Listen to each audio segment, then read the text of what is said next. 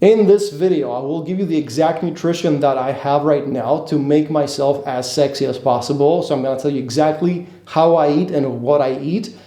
But before that, I'm going to tell you what's been happening with my dating life here in Greece, because I've been here for 3 days now and I'm already seeing 2 girls.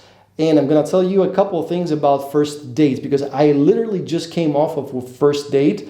I'm going to tell you everything that happened. So we'll start with that, and later I'm going to give you a few tips on nutrition, bodybuilding, and how to make yourself sexier by eating the right shit. So let's begin with a date. Like I said, I've been in Greece for 3 days now, and I met 2 girls that I'm interested in. One I met at a bar. I watched the other video to figure out exactly how we met. And the other I met on the street as I was trying to go grocery shopping. And that's the girl I took out on a date today. I was chatting with both girls. The first girl was unavailable because she's leaving town tomorrow for vacation, and she is spending the night with her friends. And the other girl, the second girl I met while on my walk, was available, wanted to see me tonight. So the first thing we did, and I'm going to tell you a couple of things about myself as well. So we'll start with that, actually, because I want you to understand what my position is. I'm at a place where I've already done this once in my life. I have had all the girls I ever wanted and all the experiences with women I ever wanted. And that goes for really deep, serious, committed relationships and all the rockstar shit. Like, I've done both of those enough. And then I had a period where I guess I wanted to lose it all, and I did, and I wanted no feelings with women at all. And this girl today actually talked to me about specifically that, which is kind of funny. And now I'm at a place where I'm starting to kind of like bring it back. So I'm at a place where I know what the right move is, but sometimes I choose not to make it simply because I don't want to. Like, I don't want to exert effort. I want to, like, I could take it or leave it. And this is not the healthy kind of take it or leave it, where it's like you show abundance and because of that the girl likes you. This is the unhealthy take it or leave it. It's the I know what to do. I know that this is the right moment. This is the right window of time to, like, say, escalate or say the right thing. And I choose not to do it simply because I'm mad, simply because I'm angry. I'm like, fuck it. I don't want to, like, I know this will bring you closer to me, but I don't want you closer to me. And this is what I'm fighting right now. This is currently like where I'm at in my healing journey, so to speak. So there was a bunch of that today. So the first thing about the date, so what we did with this girl was this. First, we went to a spot for a drink. We sat down, had a drink. Then we went to a sick spot that I know in the area with an insane view. There's like just like a private spot, not a bar or something like that. And then we went back to my place. So 3 different locations, which is what I urge you to do as well if you're working with me as a client. If you're not, by the way, link is down in the description below. And I'm going to extract a couple of learnings from the date. So learning number 1 is that if you're not feeling the energy and the vibe, you can still progress in the date. Because say you're someone who is not very well versed in, like, understanding the moment, and you're completely blind and there's fog of war and you haven't discovered that yet.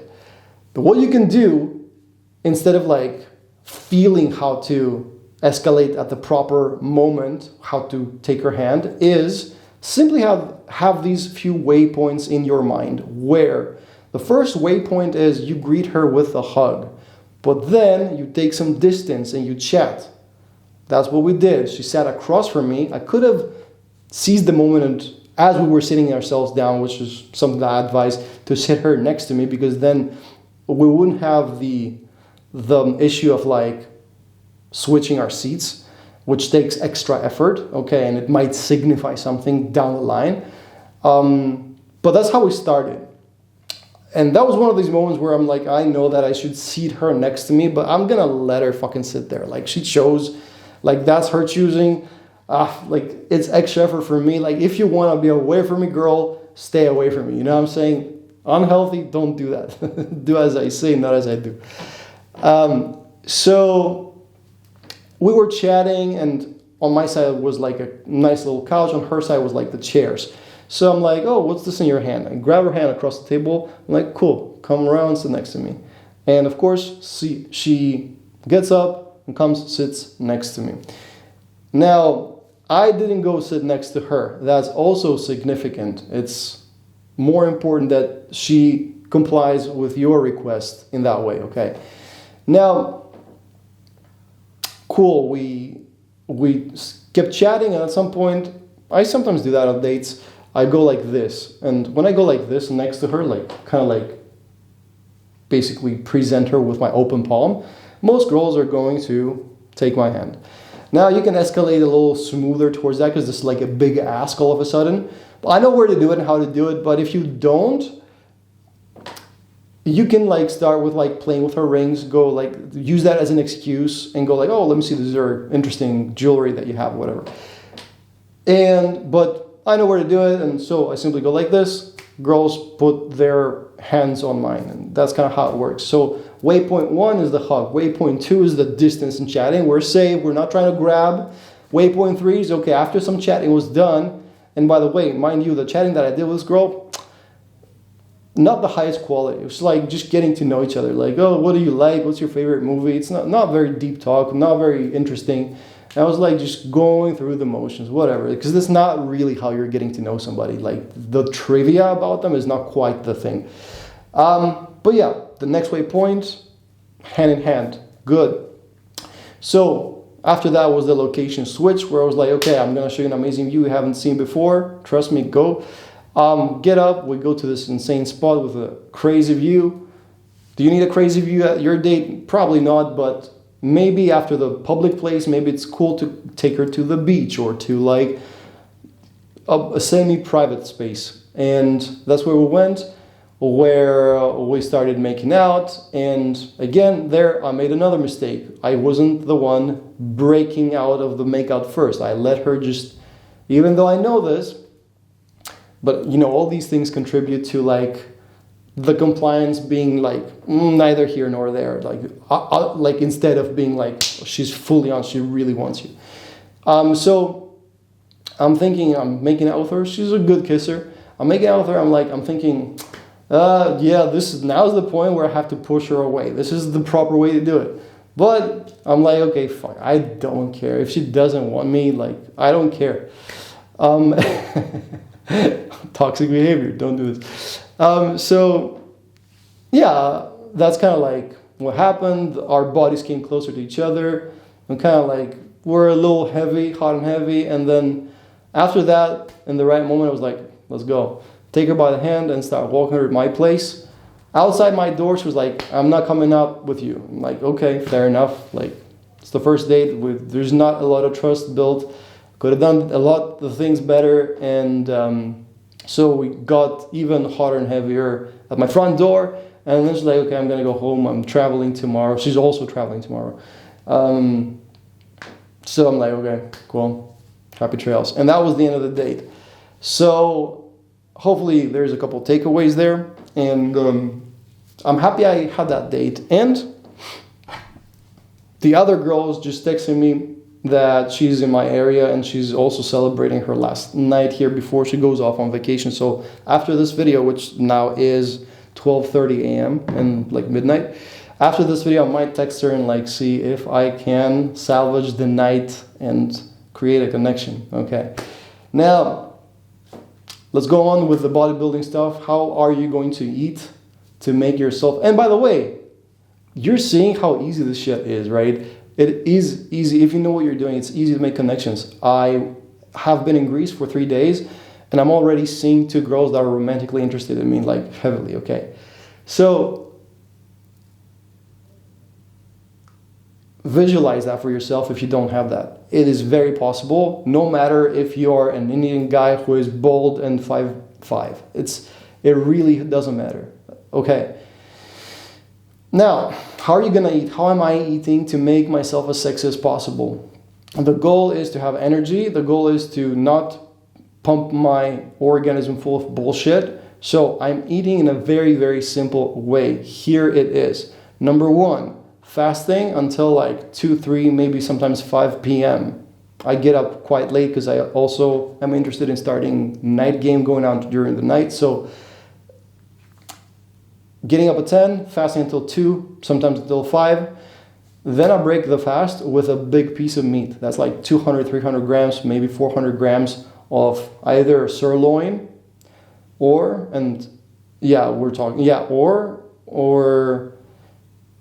some kind of chicken, like chicken breast, preferably, equal amount of weight, or salmon, more on a rare occasion. And sometimes that is the meal. Sometimes it comes with a rice or sweet potato. That's it. Okay, so I want you to invest in meats, like steak, make like burger patties with minced meat, or like a thick piece of salmon, like 300 grams of salmon fillet, or chicken breast. This is your main fucking weapon here, okay? And then if you need carbs, which I wouldn't recommend, especially in the beginning of the day, that's it. And the other thing I eat is a snack, and it's either a cottage cheese, like 200 grams of cottage cheese, or 500 grams of skyr. Do I want a big snack or a small snack? That's kind of like what happens. And in it, I put honey and fruit, like maybe berries, something like that, blackberries, blueberries, raspberries, and nuts. And the nuts I eat are almonds, cashew nuts, and sometimes pistachio. Now, the third thing I will eat is fruit, and not too much of it. That's what I'm regulating right now, okay? And fruit is, top tier fruit is kiwi. It's a fucking superfood. Second tier is berries.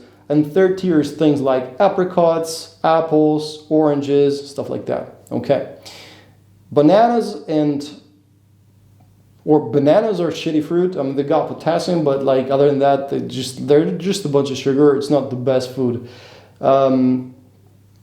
vitamin-wise and stuff like that. So, and at the very end of the night, I eat 4 boiled eggs with hot sauce, and that is my diet, bro. It's like these 4 meals, 3 or 4 meals. Okay, I don't snack, I don't fuck around. This is how I eat.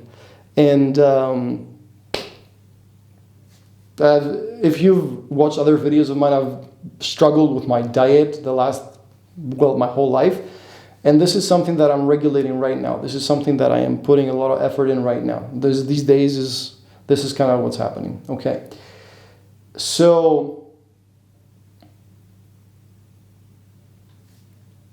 that's pretty much it. That's pretty much all of what I want to relate today. Hope you liked the video. Subscribe to the channel, and I will see you in the next one. Eat like a fucking champion next to your lifting, because it's going to make you sexier, and not only disciplined, which is the theme of the last video I posted, but also if you stick to it, you're going to feel better, you're going to have more energy, you're going to have more fucking chi. The 4 eggs at the end of the night are going to give you the cholesterol that your testosterone needs. So that combined with heavy ass lifting will produce more and more testosterone. And the nuts, all of that is very important. Oh, let's talk supplementation as well. Okay, so the supplements that I'm taking are vitamin D3 and K2, 5,000 IUs per day, zinc, 25 milligrams per day. I take copper as well, but if you take copper, don't take it together with zinc. Take it separately. I have my AM and my PM stack, okay? I take magnesium, like around 400 milligrams a day, because I don't eat green leafy vegetables. And I take L-theanine, I think 200 milligrams a day, and my omega-3s, which if you add EPA and DHA, need to amount to about 2,000 milligrams, 2,000 to 3,000 to have an effect on you, okay? And of course, 5 grams of creatine. That's my supplementation. all of that is daily. Do your blood work, make sure that your kidneys can take it, make sure that you're good, that you're drinking enough water as well. And that is pretty much it. So you got the food, which is very simple, like no sugars, no chocolates, just very like straight up like a few items, and that's all you eat. And yeah, you can fucking put spices on your meat and make it nice, and there's like all kinds of recipes that you can do with these things. But I keep it simple. I give just like a slab of meat and like the rice, and that's it. I'm happy with it, okay? And you can fucking stick to it and be happy with it. And the supplementation, enough water, you're training every day. And if you keep that for the first day, the first week, weeks, after months, you're gonna start seeing a difference. And of course, if you want, you can also start counting calories and protein to make sure that you're on point, that what you're eating makes sense, because you can eat too much of this shit. I've been eating too much fruit, for example, which again is sugar. It's not the best. And even that diet can make you fat if you eat too much of it. So there's going to be a different video where we're going to probably talk about calories and how to set up your diet. But the items that I eat were exactly those, and that's pretty much it. That's all you need, man. Don't overcomplicate the shit. Go out, talk to girls. Very easy. Hope you liked the video. Subscribe to the channel. If you like the video, press like, and I will see you in the next one. Peace.